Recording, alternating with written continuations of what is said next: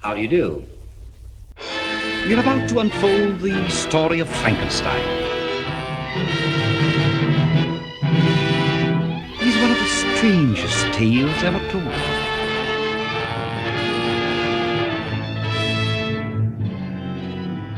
I think it will thrill you.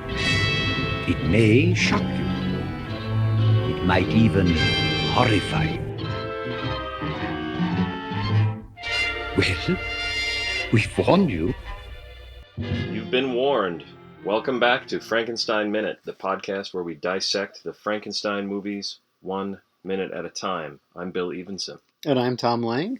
We are in minute 31 of 1931's Frankenstein, where Henry, Frankenstein, and Waldman are still discussing the consequences of Henry's, I would say, accomplishment.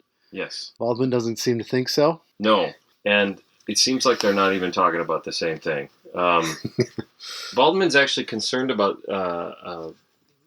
Henry's well-being. Yeah, his health will be ruined. He's not even talking about his accomplishment, or if you will, his desecration that he's committed. Right. It's I'm actually worried about you, and it's funny because right now Henry seems about as calm and cool he ever has. We're ever going to see him. Yeah. Yeah. Well, as he says, he's astonishingly sane. Yes, which is an interesting phrase. Yeah. Why is it astonishing? Is it astonishing because he's so super sane, or is he? He's a very stable genius. Yeah. There you go. Nice. Yeah. Or is it given what I've gone? I think it's what he's been through. What's happened. I've dug up graves. I cut guys down. We stole brains. We were all over the place. Yeah. Then I brought this guy to life. Irregardless of that, Yeah. I'm doing pretty good. Given all that, I'm doing all right. Yeah. And yeah, Waldman never says you were right and I was totally way wrong. off.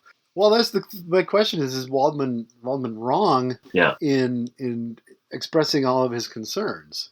He says you've created a monster and it will destroy you. Mm-hmm. I think it's a genuine concern, and it's actually what, when somebody says, "Oh, I've created a Frankenstein," this is exactly what they mean. Yeah. Their creation is destroying them. Yeah.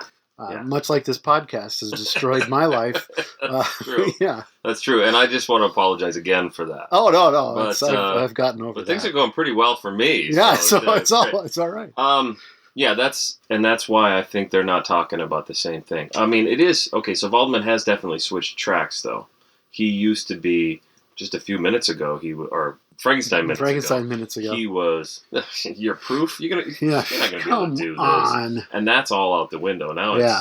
Boy, oof, you better be careful. Well, it's one thing I've noticed in watching this as intimately as we have been is no one really says, "Good job. That was pretty amazing." That was fucking outstanding. Not even Fritz. No, nobody is impressed really. They're all like, in the name of God, what, Yeah, Bowles or Vic Bowles, whatever. Victor Bowles. His reaction is that, like, oh, come on, Henry.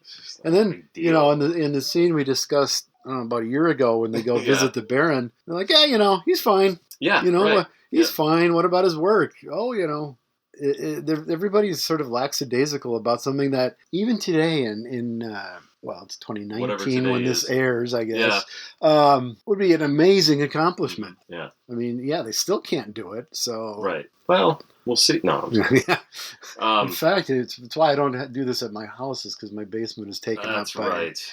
The Belong Dead studios are filled with parts.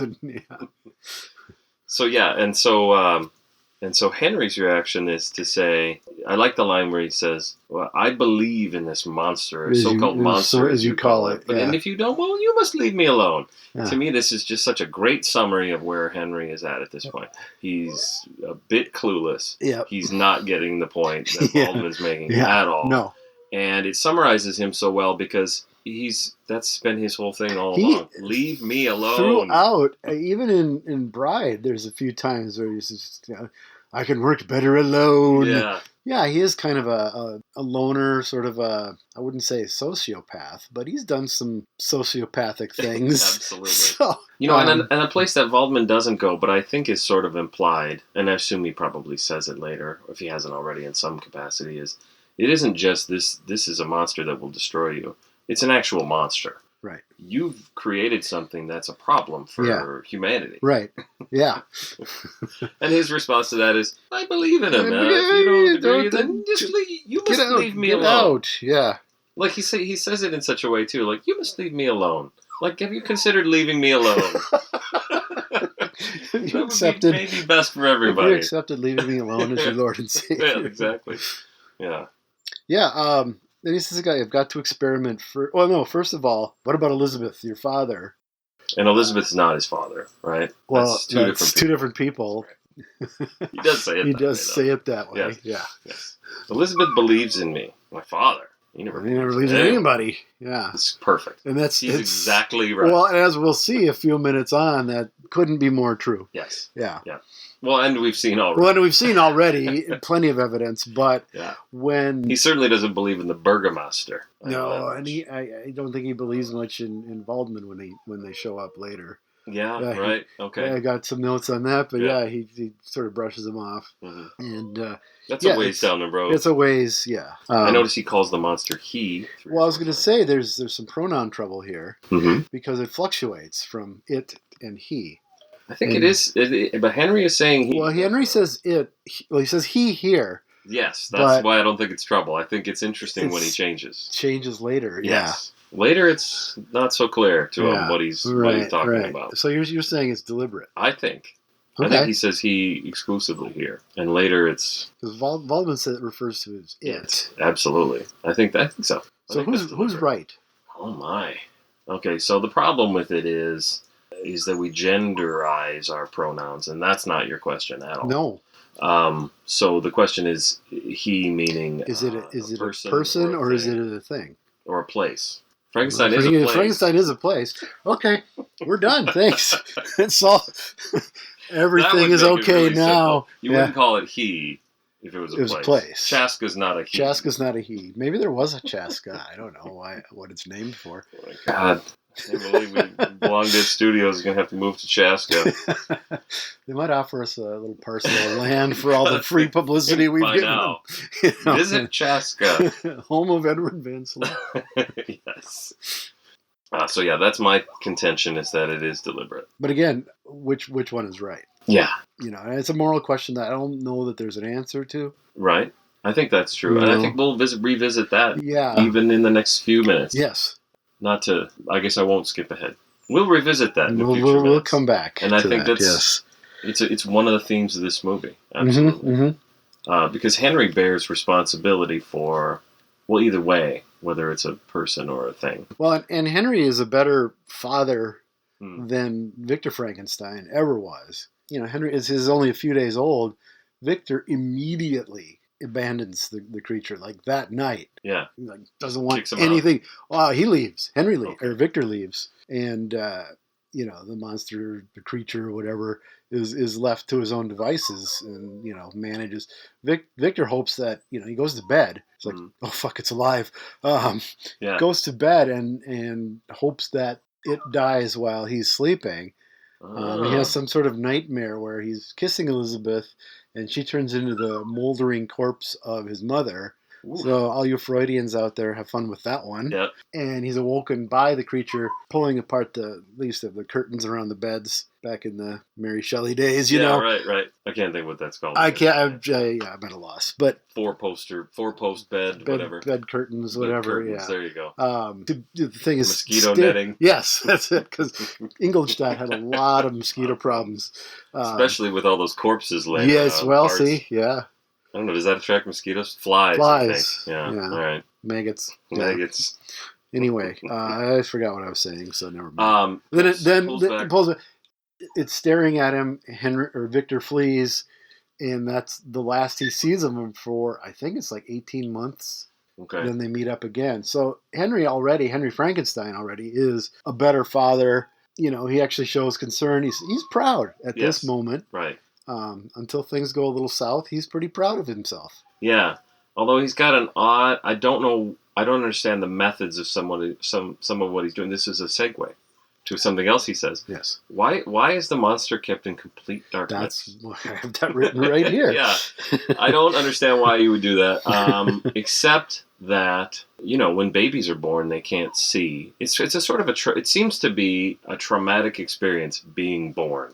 Yeah, I would imagine. You go from being in complete darkness Yes. inside of a... You got your own little private... Yeah. Yeah. Well, I had twins, so it wasn't private, okay. but it was close. Close enough. It was a roommate. Yeah. Well, But yeah. But you got on well, right? Yeah, you would hope. You go from that to breathing air and all these other the things. light and the noise. Yeah. The noise has changed considerably, and light is one of those things. So that's the only thing I can sort of think is the darkness is to help the monster who hasn't seen anything, theoretically, sort of ever. I don't know. Did the eyes come from where did all these parts come from? I have no idea. And then what's going to happen when he's brought into the light? He says, "Watch." Or did he say that here? He doesn't say that. Let's see. Not. It's in the next minute. But, I got ahead of myself. But he does. He is excited. Yeah. And we hear the footsteps, which is now 30 minutes in. Yeah. Is the first. Henry thoughtfully turns out the light. Yes. Yeah. And then the footsteps, are amazing. I remember when I was a kid, and I knew what he looked like. Yeah. Because toys and monsters, and it was everywhere. Sure. You couldn't have. And I already seen probably like the house films. Okay, sure. That's right. Yep. So, toys like this and new, but still that anticipation, that first time waiting for him to show up was amazing. And, I'll never recapture that. It's kind of an interesting idea that it's been built up so much, and then of course this minute ends perfectly. The door opens and you barely get to see, glimpse him walking in backwards. Yes, someone who appears to be walking in backwards, which is strange. Yeah, and it's tempting to wonder if the monster will live up to the hype. Right. Well, think of 1931. Before this was such a pop culture thing on cereal boxes and commercials for pens and whatever. Yeah. What were you going to see? Yeah. Do you think the poster would have? I think they might have. Yeah. Certainly the one I have in the living room does. Yeah. Well, and also this big face right in the lower left-hand corner. There are photos, and I believe they're from the premiere, or at least the premiere at one theater, which I think was in New York, where there's even a guy sitting on top of a car made up as a monster. Dressed That's up. The premiere, right? Yeah, I think so. So I think that was... Unless that was a reissue. I'm not even sure. That's the problem. It's hard to keep it's hard to know. Yeah. There were so many reissues. Yeah. For our younger audience, movies used to come back all the time. Yeah.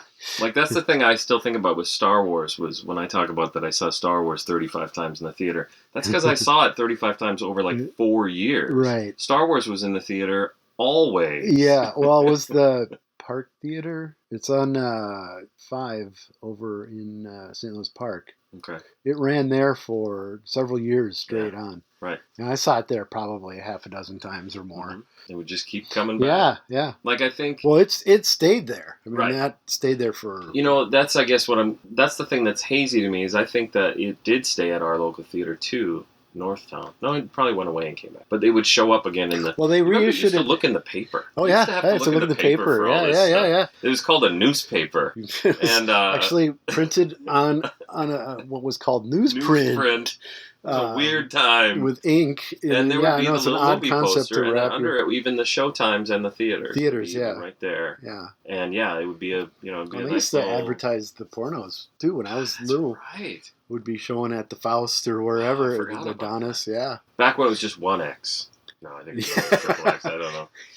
I think the 1X was barely even used, right? Well, they never copyrighted the X, whereas the MPAA copyrighted the G, PG, R, but they didn't copyright X, so that's where I think Caligula was an X? Caligula was an X. There's a handful of them that never even got it, really. Yeah, well, some choose to and release without any. Yeah. Evil not Dead. Rated. Evil Dead was not rated. Absolutely. Evil Dead 2. I think Reanimator was one. That sounds right. But, something like Midnight Cowboy was rated X. No, that's right. Clockwork Orange was rated X. My dad and my uncle went to go see Clockwork Orange because it was rated X. I'm sure they thought they were going to get, some kind of titty show. Yeah. And they came home just green. And till the day he died, my father refused to talk about A Clockwork Orange. It is sort of a Well, what am I saying? It's a disturbing movie. Yeah. But anyway. Anyway. I don't know where we got off on that. But we could do a minute by minute. Clockwork Orange? We could do Kubrick Minute? Kubrick Minute. Yeah, but I think we'd be here for probably, and we'd be here till we're 90. Yeah, that's so true. We're already made a pretty big commitment. I think we'll stick with this. Yes. So I noticed that Waldman gets up and goes like down away from the table to kind of like almost hiding. Yeah. In a little relative safety space there. That's true. Whereas Henry stays at the table. He's all excited. He can't wait. Is he crouching? Henry? Waldman? Oh, Waldman? I don't think he's crouching, but he gets up and just sort of, I'm just going to go over here now. He's a little trepidatious, as I suppose I would be. Yeah, and as we will soon see, Henry is absolutely not. Not at all. Not even remotely. Nope. No, he's not. So we should maybe get on with the minute, because this minute ends literally, like we said, as he's backing into the door. We don't see his face. We still don't even know who this is. I don't know who the actor is. Yeah, Christopher Lee maybe. Could be. What's that guy's name? John Carradine. John Carradine. That's my vote. John Carradine. All right, we'll find out.